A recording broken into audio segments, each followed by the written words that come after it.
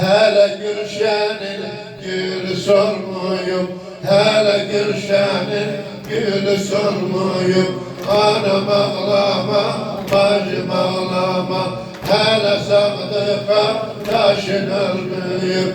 Anam ağlama, bacım ağlama, hele Gülşen'in Gülü solmuyor, anam ağlama, bacım ağlama. Hele Sadık kardeşin ölmüyor, anam ağlama, bacım ağlama. Hele azgarım yatıp ağlama, hele azgarım yatıp ağlama. Hele zulmüyle uyanmıyor, hele Rabbi sadık kurulmuyor, hele Rabbi sadık kurulmuyor. Anam ağlama, bacım ağlama, hele Gülşen'in gülü solmuyor, anam ağlama, bacım ağlama. Hele Sadık kardeşin ölmüyor, anam ağlama, bacım ağlama. ama hele yok başımda kılıç yeri, hele yok başımda kılıç yeri. Bedenimde yok hele ok yeri, bedenimde yok hele ok yeri.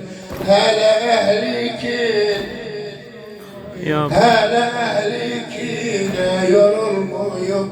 Anam ağlama, bacım ağlama.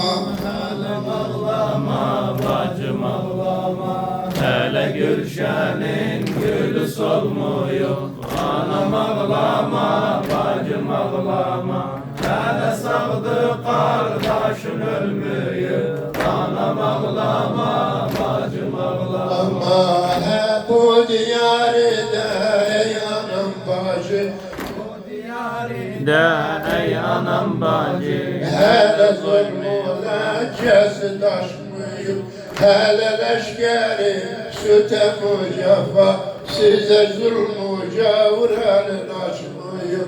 Hele kıymegahım alışmıyor, hele kıymegahım alışmıyor. Hele itretim çöle kaçmıyor, hele itretim çöle kaçmıyor.